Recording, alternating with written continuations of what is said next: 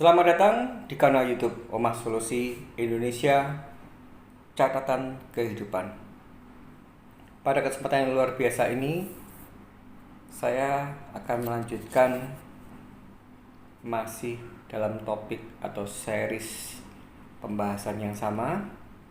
9 tahun menjadi orang tua tunggal.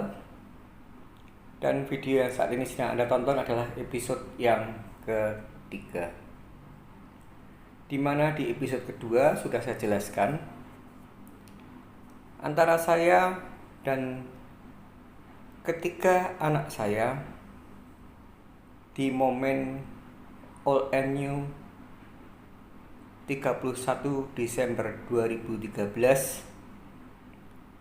sudah memiliki kesepakatan, sudah memiliki sudut pandang,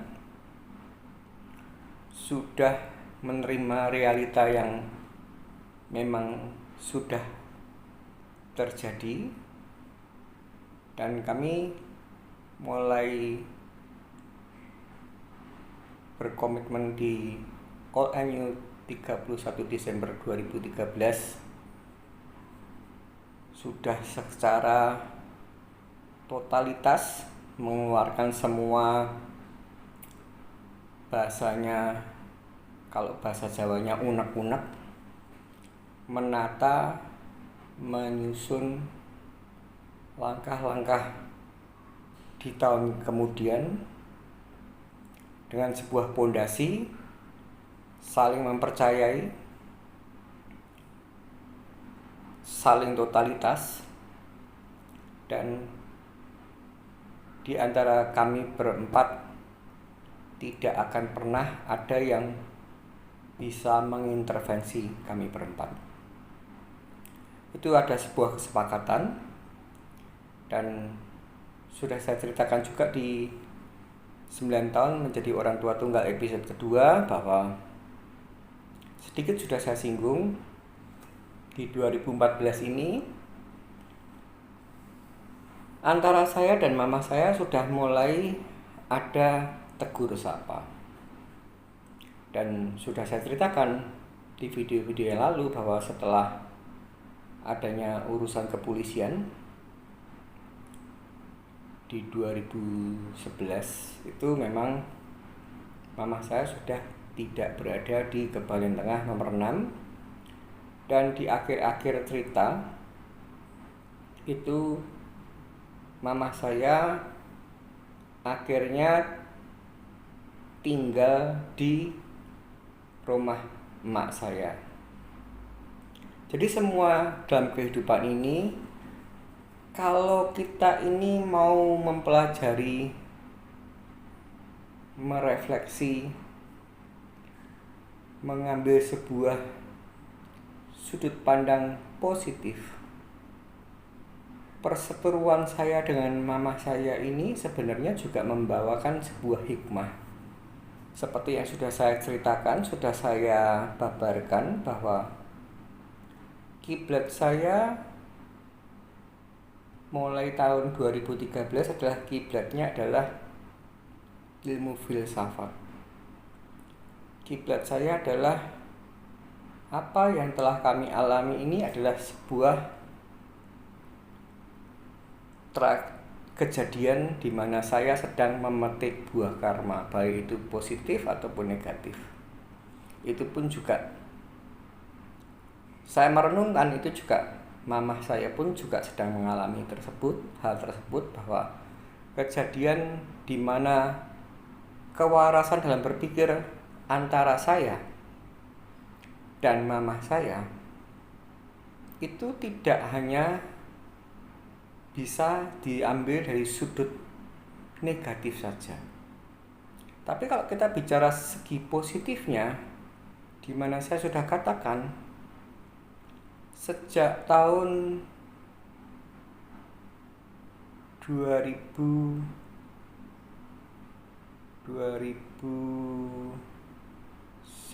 sejak tahun 1998 atau tepatnya 1999, ketika setelah terjadinya kerusuhan di bulan Mei itu Pak cilik saya memutuskan untuk pindah ke Batam, dan sejak itu pula mak saya tinggal sendirian. Tidak ada satupun anak yang direpotkan oleh mak saya. Sudah saya ceritakan bahwa ini makna yang paling mendasar adalah mak saya ini jauh lebih bijak. Dia bisa letting go. Dia sudah memutuskan dengan engkong saya waktu masih hidup. Engkong saya almarhum tahun 1990. Dia memang memilih Pak cilik saya yang Kakang Ragil untuk menemani. Tapi kejadiannya setelah adanya kerusuhan Mei 1998, di tahun 1999-nya Pak cilik saya pindah ke Batam. Dan itu artinya mak saya sendiri tidak mau merepotkan anaknya, baik yang ada di Solo maupun anaknya yang ada di luar kota. Dan kalau kita ambil hikmahnya, saya tidak tahu persis sejak tahun berapa, yang pasti kejadian saya bersiteru dengan mama saya adalah 2011. Andaikan itu terkaan saya benar, berarti 2011 itu mulai menemani mak saya, dan akhirnya perang atau sengketa atau ketidakwarasan antara kita berdua ini bisa mulai pupus di tahun 2014 dengan saling menegur sapa.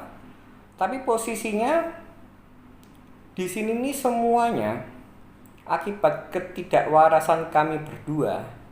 Ini sebenarnya adalah, kalau saya boleh memberikan sebuah pembelajaran note untuk kanal YouTube Omah Solusi Indonesia Catatan Kehidupan, bahwa sesuatu yang sudah retak itu memang sangat sukar untuk menjadi sempurna. Diakibatkan satu pihak dan pihak yang lain saling mengklaim saya yang terbenar dan kamu yang salah, ataupun mungkin sebaliknya, bahwa saya sudah tegaskan saya membuat karena YouTube Omah Solusi Indonesia Catatan Kehidupan, mau tidak mau, suka tidak suka, saya harus menceritakan dulu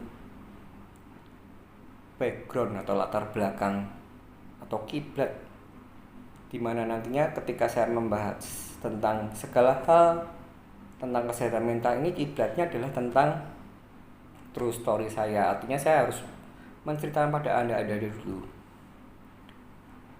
Tidak selayaknya dan tidak sepantasnya anak kandung dan ibu kandung berkonfrontasi, dan ini akhirnya menimbulkan pro-pronan.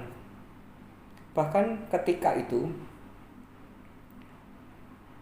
hampir terjadi. Kalau selisih paham sih tidak. Tapi dari pihak almarhum keluarga papa saya, keluarga almarhum papa saya, dan mamah utamanya, itu serba salah. Serba salah dan membingungkan banyak orang. Kenapa kok bisa sampai terjadi? Tapi ini tidak sempat terjadi kekacauan. Saya bisa meredam lewat encik saya bahwa dah santai saja, dan itu saya buktikan ketika momen di tahun 2011 oma saya meninggal dunia. Itu pun juga mama saya dan keluarga besarnya melayat, saya pun juga melayat. Walaupun kita belum bertugur sapa, tapi paling tidak silaturahmi keluarga besar ini masih berlangsung. Jadi ketika mak saya, oma Oma tuh mamahnya papa saya meninggal di 2011 itu pas kejadian kami berantem, saya versus mama saya. Dan itu pun dua belah pihak juga saling melayat, tapi efek dari anak dan ibu yang saling kehilangan kewarasan ini akibatnya fatal sekali, karena main atau menjadikan kubu-kubunan. Bagi yang berempati dengan saya, berkubu dengan saya. Bagi yang berempati dengan mama saya, berkubu dengan mama saya. Dan ketika ada salah satu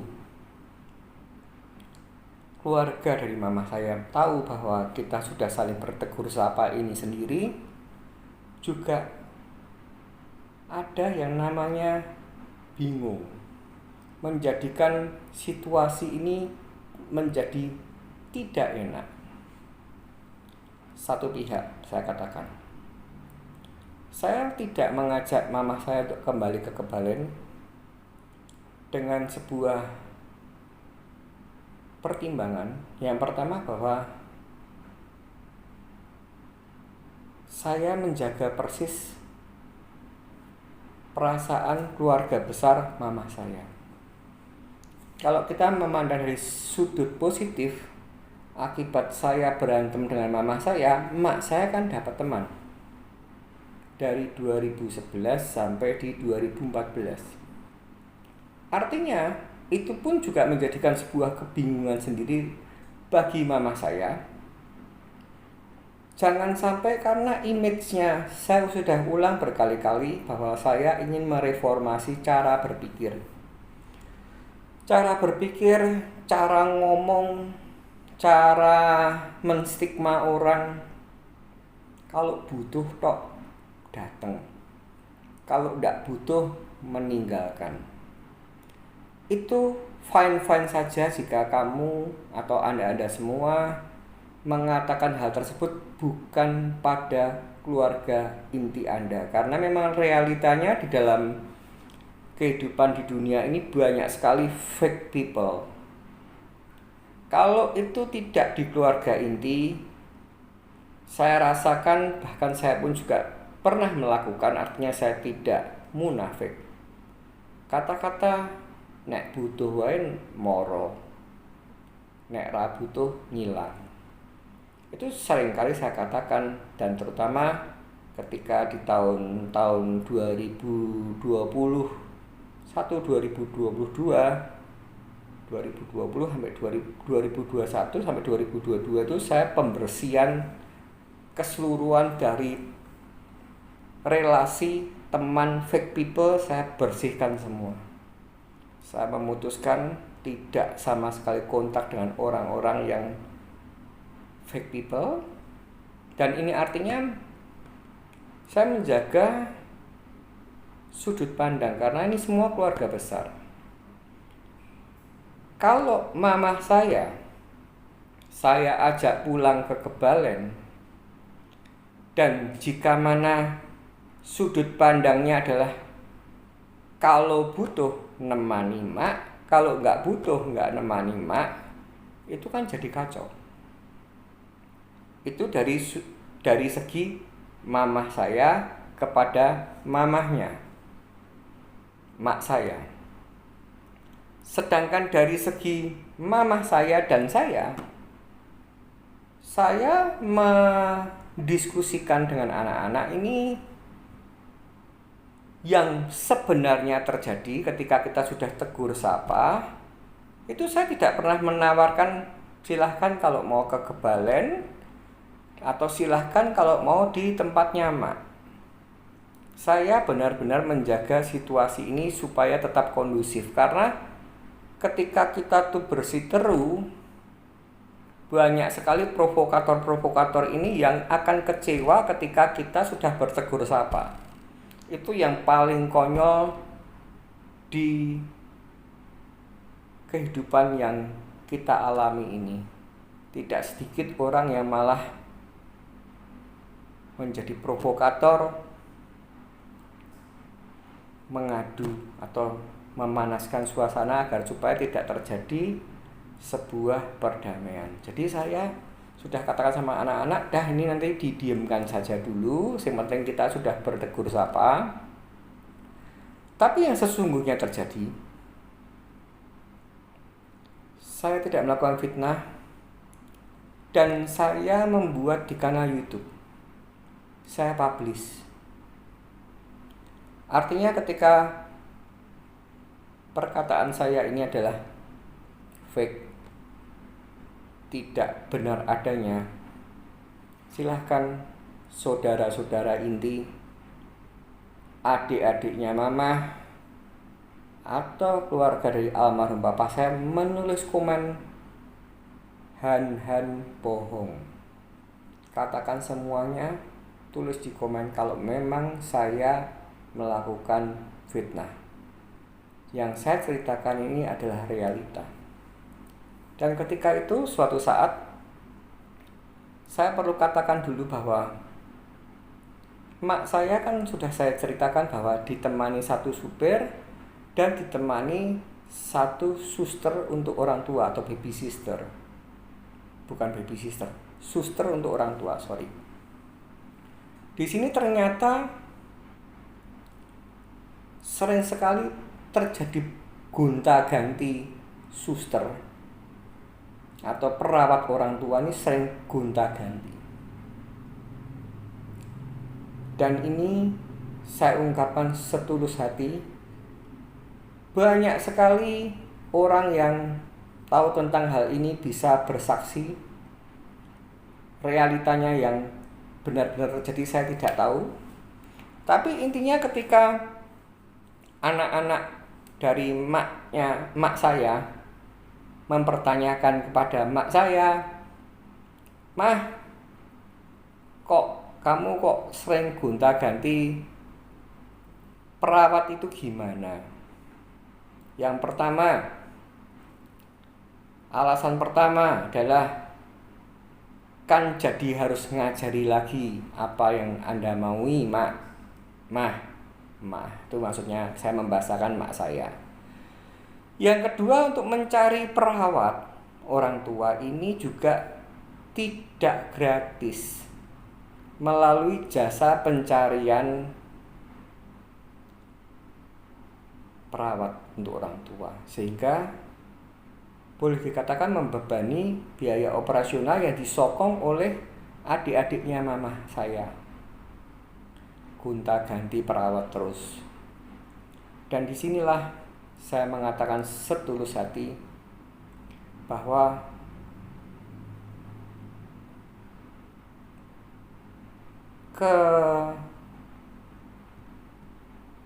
ketulusan atau keberanian untuk mengakui sebuah hal yang benar-benar terjadi ini, untuk merefleksi apakah ini yang ego siapa atau kebenarannya gimana, ini benar-benar saya tantang untuk Anda semua yang saat ini sedang menua.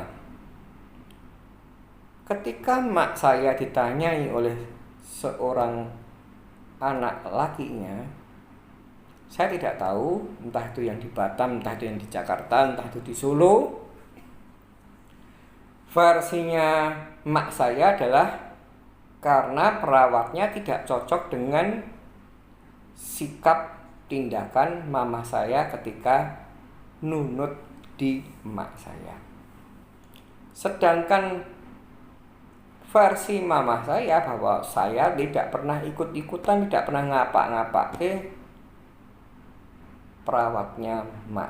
Itu ya mak sendiri yang kaku hati dan akhirnya dikeluarkan. Tapi ini saya tidak mau membuka, mentelaah untuk lebih jauh. Tapi inti dasarnya, ketika ada salah satu adiknya mama saya yang tahu bahwa sudah mulai bertegur sapa dengan saya, dikatakan ini momentum bagus, ya bisa.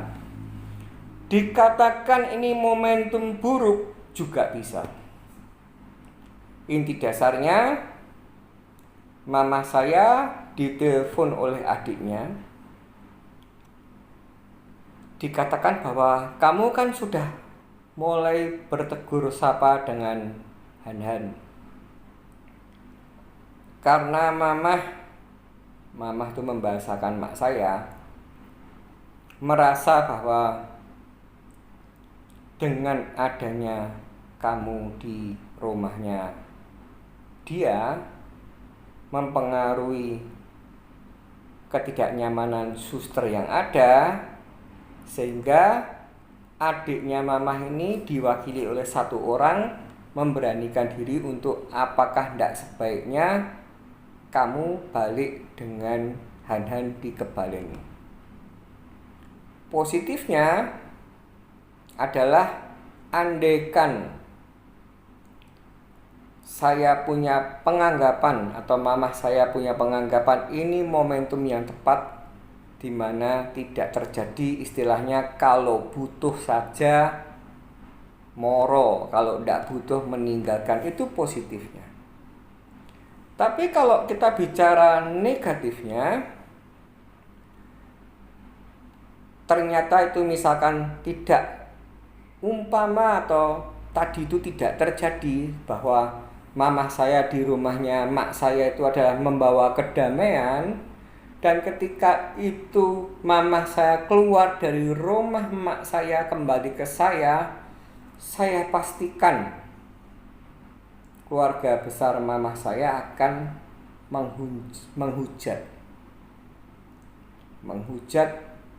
Wah, kamu udah baikan sama anakmu terus mamahmu mbok tinggalkan.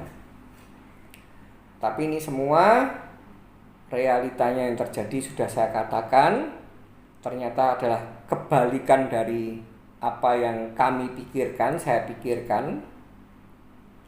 Ternyata ketika kami sudah mulai bertegur sapa antara saya dan mama saya, momen ini langsung digunakan, diwakili oleh salah satu adiknya, mengatakan bahwa kamu sebaiknya kembali ke Han-Han supaya mamah tuh mak saya ketika nanti mendapatkan perawat orang tua ini tidak dijadikan alibi atau tidak dijadikan alasan bahwa yang membuat tidak kerasan perawat orang tua ini adalah kamu. Dan ketika itu diungkapkan mamah saya ke saya mau mengatakan tidak, ya tidak bisa. Saya mengatakan iya pun juga berat. Karena pesan moral, pesan tentang kesehatan mental bagi Anda yang menyaksikan video ini, termasuk mungkin kalau yang menyaksikan ini adalah keluarga besar, menjaga anak atau menjaga orang tua atau berbuat kebaikan itu jangan berpamrih. Ini yang harus saya tegaskan pada Anda semua. Jadi sangat-sangat disesalkan saya pernah mendengar sebuah perkataan baik di keluarga besar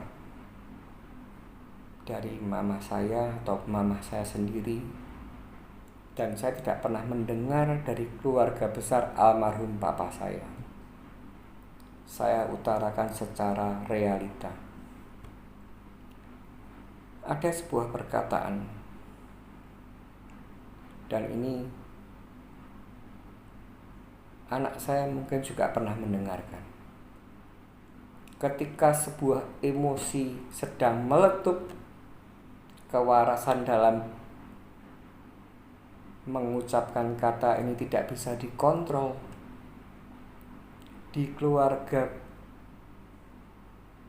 ketika ada sebuah perselisihan, mentang-mentang sebagai orang tua yang membesarkan anak, mentang-mentang orang tua ini masih punya segalanya, kesehatannya masih prima, dana yang ada, ketika entah itu yang salah anaknya atau yang salah dia sendiri, pernah terucap baik itu ke saya maupun ke cicit saya yang masih hidup. Aku durung njaluk mangan karo kowe wae, kamu sudah bersikap kayak gitu. Apa meneh mengko nek aku wis njaluk mangan karo kowe, aku meh mbok kayake apa. Itu bahasa Jawanya. Kalau kita bahasa Indonesia kan, saya belum meminta makan kamu saja, kamu sudah menentang saya. Apalagi nanti kalau saya sudah meminta makan sama kamu, bagaimana kelakuanmu pada diri saya? Rasanya kata-kata itu akan selalu saya ingat. Dan karena saya sudah berani mengangkat tentang kesehatan mental, artinya akan saya buktikan. Akan saya terapkan, kata-kata itu tidak akan pernah terucap dari mulut saya kepada 3 anak saya, termasuk pada nantinya ketika mereka sudah memilih pasangan hidup ataupun kepada cucu saya, karena itu tidak selayaknya diucapkan. Kita melakukan segala hal pasti adanya dah tulus ikhlas apa adanya. Jangan membuat sebuah kalkulasi untung rugi. Seemosi apapun, kata-kata itu tidak pantas diucapkan dan keluar dari mulut seorang orang tua. Itu adalah janji saya pada keluarga kecil saya yang saat ini sudah mulai beranjak dewasa dan sudah mulai mempunyai pasangan hidup, maksudnya tunangan, pacar, dan mungkin kalau nanti sudah berkeluarga mereka sudah mempunyai anak dan itu akan menjadi cucu saya. Saya akan menjaga sekali, karena perkataan itu, tajamnya perkataan itu melebihi dari tajamnya sebilah pedang.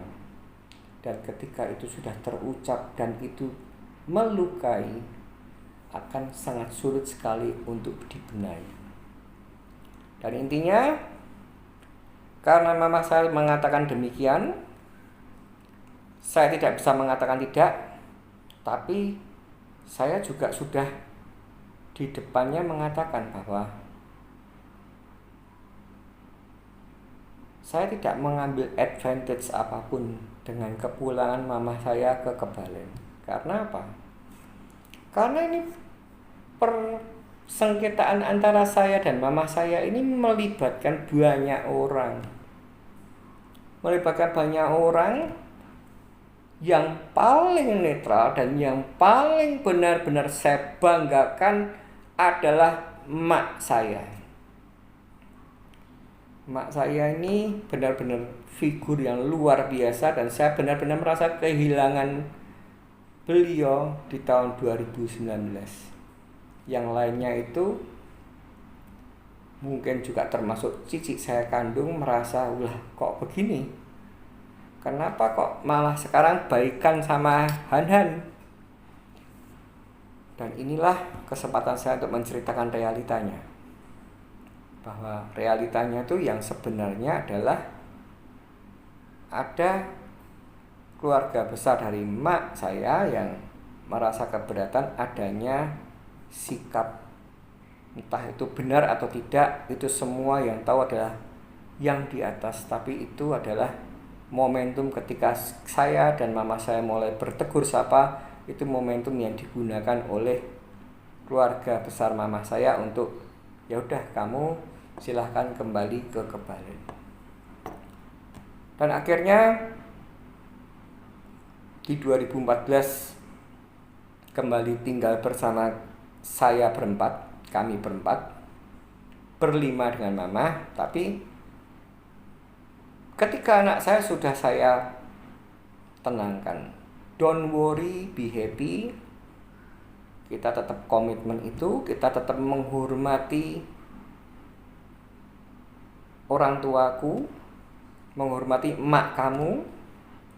Tapi ketika ada masalah, ketika itu membuat ada sebuah problematika, kamu cukup lapor ke papi. Papi akan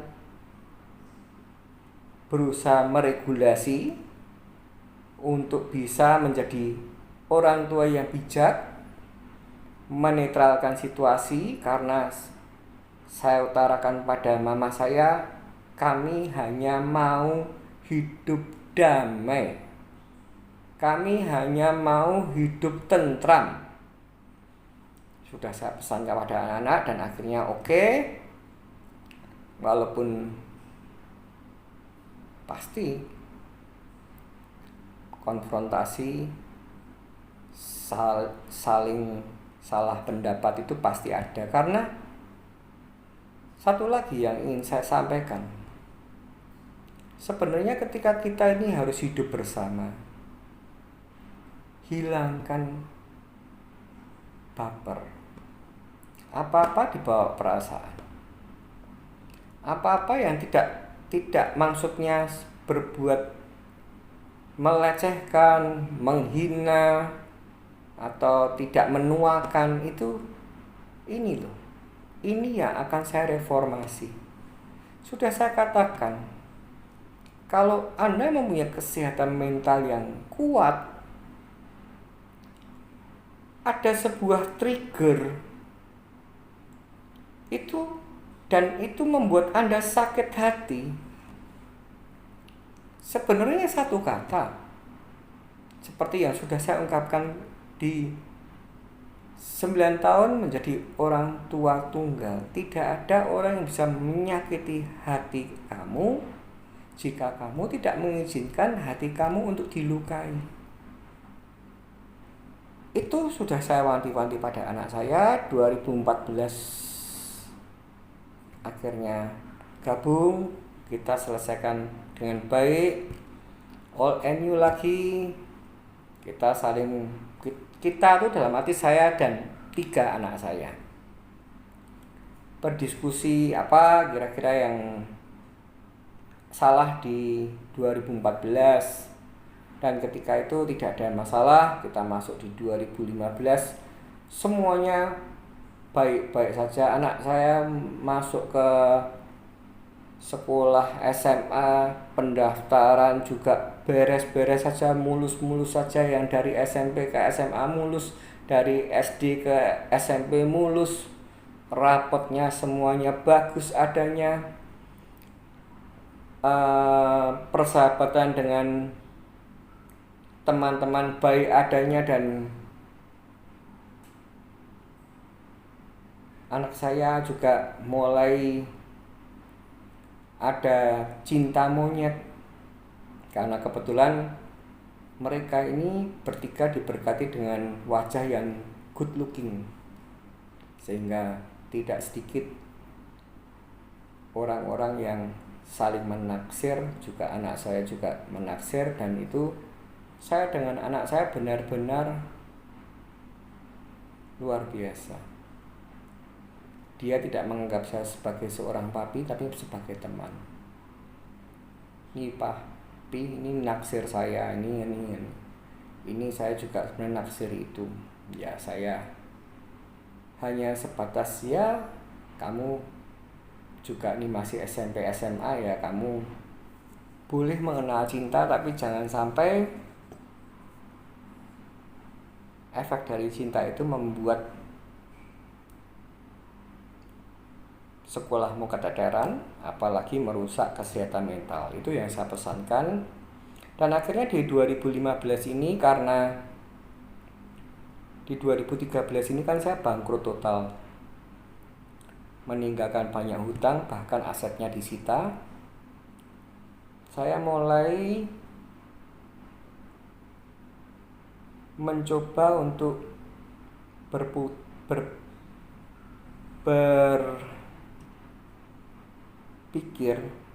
memutar otak.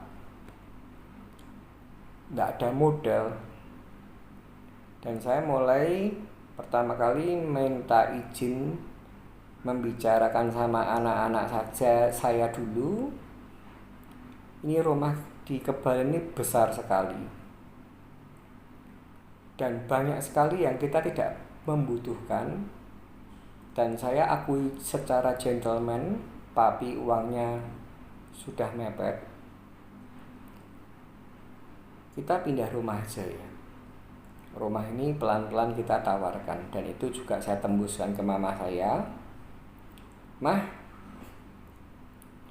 ini Hanan sudah tidak ada duit, anak-anak semakin tumbuh kembang, sudah SMA, dan itu perjalanan nanti juga saya memikirkan kalau berkuliah, saya mau menjual rumah Kebalen.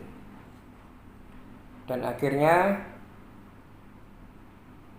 mama saya juga, ya terserah kamu, itu intinya kan memang hak kamu.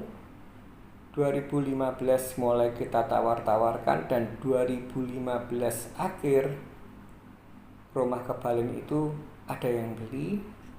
Dan ketika sudah positif ada yang beli, saya mulai mencari rumah, dan itu pun melibatkan ketiga anak saya. Dan rumah yang sudah saya lihat banyak sekali pilihan di ketika itu Minggu atau Sabtu, ketika anak-anak tidak bersekolah atau pulang pagi, saya ajak. Ini ada pandangan rumah di jalan A, di jalan B, jalan C, dan ini semua rumah istri atau mungkin ajal ataupun kelahiran, itu semua adalah jodoh. Jodoh itu dalam arti kita tidak bisa menyangka dan menyana apa yang akan terjadi. Akhirnya di suatu pagi ketika saya makan soto dengan anak saya yang paling besar, saya ingat sekali handphone saya berdering, dan ketika itu teman saya mengatakan ada rumah di Jalan Patimura mau dijual. Dan itu kebetulan kami sedang makan soto di Soto Gading, sangat dekat dengan lokasi yang ditawarkan. Dan seketika itu pula saya dengan anak saya yang pertama mendatangi rumah tersebut. Saya tidak tahu kenapa begitu saya lihat, walaupun bentuknya kacau balau, tapi layout tanahnya saya suka. Layout tanahnya saya suka, dan mungkin anak saya juga berpikir, waduh, dari Hingar-Bingar Kebalen kok pindah ke sini ya. Dan itu juga saya jelaskan pada mereka. Yang pertama kan saya dengan anak saya yang pertama toh, pada saat datang, jangan khawatir, ini kan nanti bisa kita renovasi. Dan ini mulai sudah saya tata. Saya tidak mau anak-anak saya privasinya terganggu oleh adanya kehadiran mama saya. Jadi ketika saya sudah memutuskan untuk pindah, ini pun sudah saya tata tanpa dibantu arsitek, bonek bondo nekat. Saya membuat layout sendiri. Terus ketika saya berkumpul dengan 3 anak saya dan mama saya pun juga saya ajak, ini lokasi yang saya pilih, Jalan Patimura nomor 34. Layoutnya saya suka, dan rencana saya akan robohkan dan saya akan bangun baru. Dan saya tidak memaksakan kehendak, tapi memang mereka tidak banyak berkata-kata. entah itu no comment, entah itu apa, yang pasti saya masih melibatkan tentang layout. Kamu nanti pilih tidur sendiri-sendiri atau mau bersama-sama, itu saya pertimbangkan, saya wacana itu saya utarakan ke mereka, dan akhirnya mereka menyepakati mau tidur sendiri-sendiri. Oke, saya bangunkan kamar masing-masing.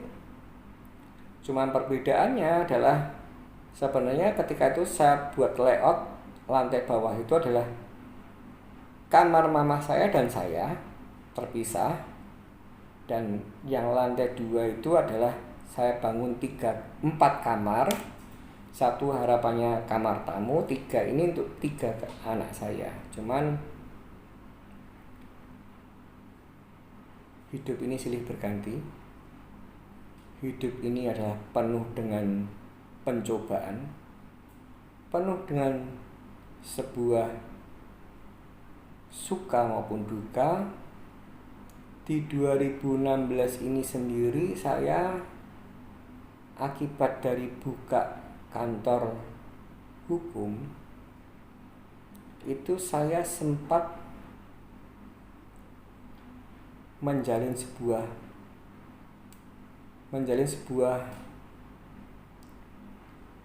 hubungan,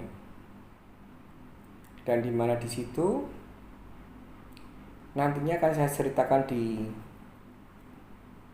9 tahun menjadi orang tua tunggal episode yang keempat, tapi tidak akan saya detailkan di situ. Tapi inti dasarnya, yang tadinya saya setting saya harusnya berada di kamar bawah dengan anggapan adalah supaya ketika anak saya privasinya di atas tidak terlalu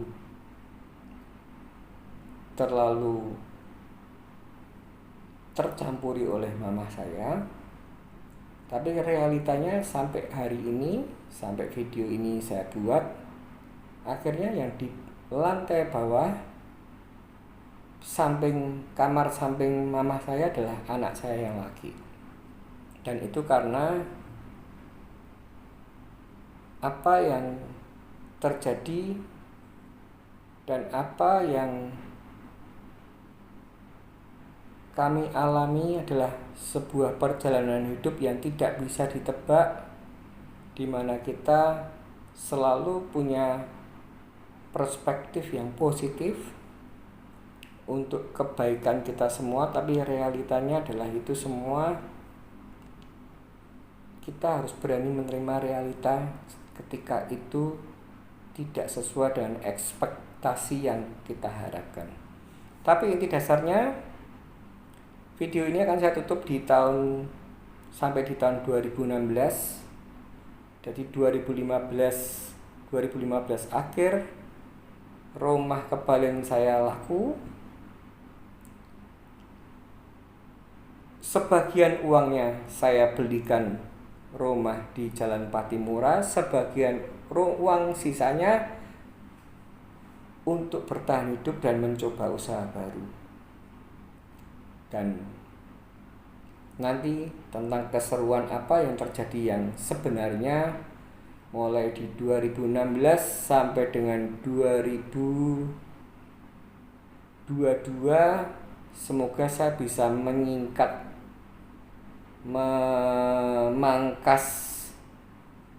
menceritakan telling story ini secara baik, lengkap, dan ini di episode keempat bisa saya akhiri.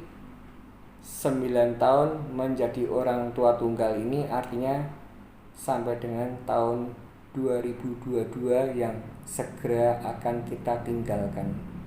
Karena ini kan sudah bulan Desember, artinya hanya menghitung hari kita akan meninggalkan di 2022, dan ketika itu di 2023 saya artinya nanti ketika saya melanjutkan mulai masuk kesehatan tentang semua hal yang membahas tentang kesehatan mental, saya mungkin menceritakannya ini sudah tahun ke-10 menjadi orang tua tunggal, atau yang lainnya belum saya pikirkan. Tapi intinya semua pondasi sudah saya ceritakan, tinggal saya akan detailkan di episode keempat. Semoga ini bisa terangkum semua, dan kemudian nantinya baru saya akan mulai membahas tentang topik-topik di mana bisa jadi itu tentang relationship, tentang bagaimana bersikap menjadi seorang orang tua, bagaimana bersikap sebagai seorang yang akan menjadi menantu saya, dan bagaimana juga saya akan bersikap tentang bagaimana ketika ada hal-hal yang tidak kita duga muncul. Semua ini akan saya rangkum, semua ini akan saya bahas step by step, dan semoga dari kiblat kehidupan nyata yang telah saya alami ini bisa saya buatkan konten dengan narasi dari basic yang sudah saya alami. Saya menjanjikan untuk menyajikan semenarik mungkin agar supaya Anda bisa mengambil hikmah, agar Anda bisa mengambil sugesti positif, agar Anda bisa tidak terjerumus salah langkah seperti apa yang telah saya alami, gagal sebagai seorang suami. Dan boleh dikatakan kalau orang mengejas saya gagal sebagai seorang anak, ya boleh, sah-sah saja, karena memang saya tidak, tujuannya pembuatan video adalah bukan untuk mencari empati, tapi ini tujuannya adalah barangkali ini bisa menjadikan pertimbangan. Yang pasti nanti pada saat akhir cerita 9 tahun menjadi orang tua tunggal tepatnya di tahun 2022 ini, saya mendapatkan hadiah yang luar biasa dari anak saya yang pertama. Anak saya berhasil menjadi wisudawan terbaik dari salah satu universitas terkenal di Indonesia, dan itu sangat membanggakan bagi saya, dan saya juga sangat menanti anak saya yang kedua ini juga kuliahnya dahsyat. Semoga di 2023 ketika saya genap berusia 50 tahun ini, anak saya yang kedua ini bisa memberikan hadiah pada saya, prestasi yang gemilang. Dan semoga juga di tahun 2023 ini saya juga akan banyak sekali menemukan momentum baru, karena anak saya yang terkecil sudah diterima di universitas swasta terkenal juga, di mana alumninya sama dengan kakaknya yang pertama yang menjadi wisudawan terbaik dan juga mendapatkan beasiswa. Artinya di tahun 2023 nanti anak saya yang terkecil pun akan kuliah di luar kota, dan itu nanti keseruannya, baik itu keseruan yang cukup menyedihkan di mana setiap hari saya bisa berkumpul, dan ini momentum ini dan adanya pandemik COVID-19 ini sebenarnya adalah momentum yang terbaik bagi saya. Ketika ada tahun 2020, ketika anak saya bisa berkumpul dengan saya karena kuliah daring, tapi ketika tahun 2022 kemarin yang anak saya kedua yang kuliah di Surabaya harus menunaikan tugas magang kerja di Surabaya tatap muka, dan ini sudah proses dalam penyelesaian atau magang itu sendiri. Dan setelah magang selesai, melanjutkan melanjutkan step berikutnya adalah skripsi dan akan segera wisuda.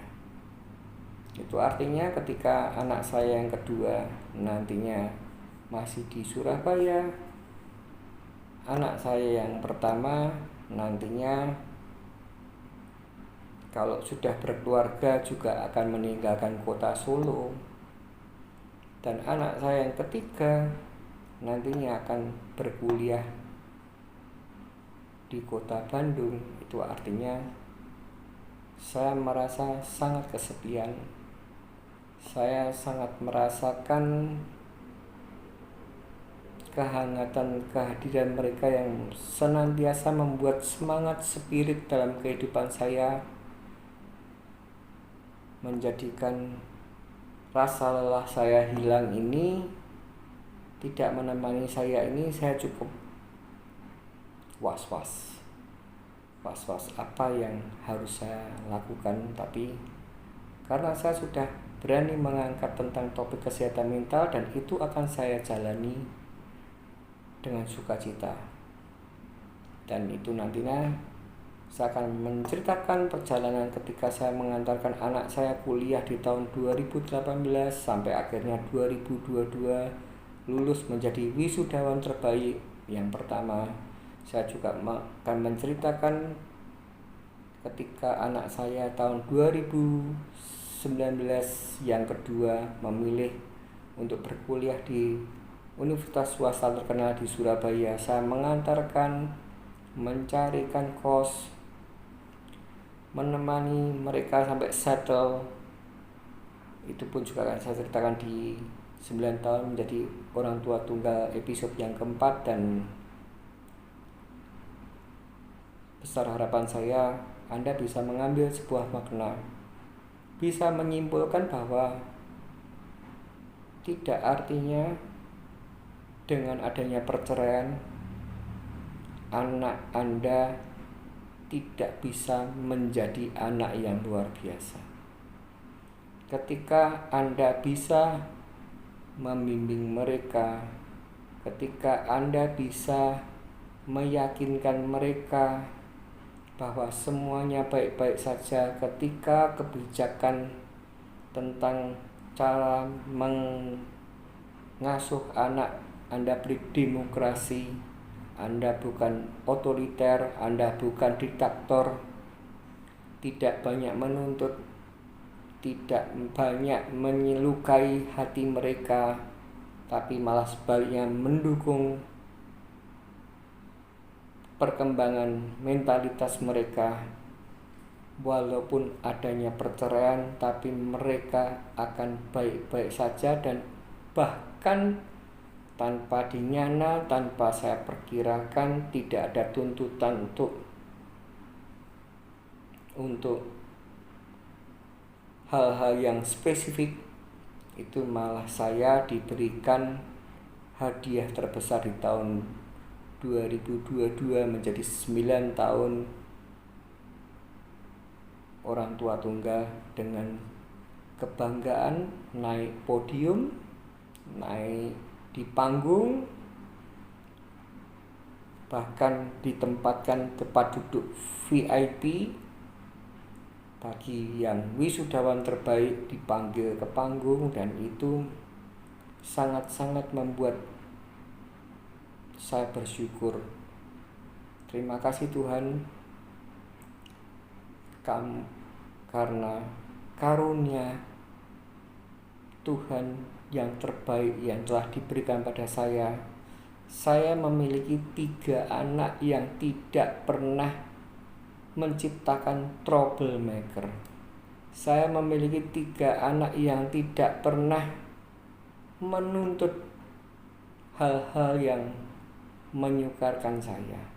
Saya memiliki ketiga anak yang benar-benar sampai dengan video ini saya tayangkan dan harapannya bisa mereka pertahankan.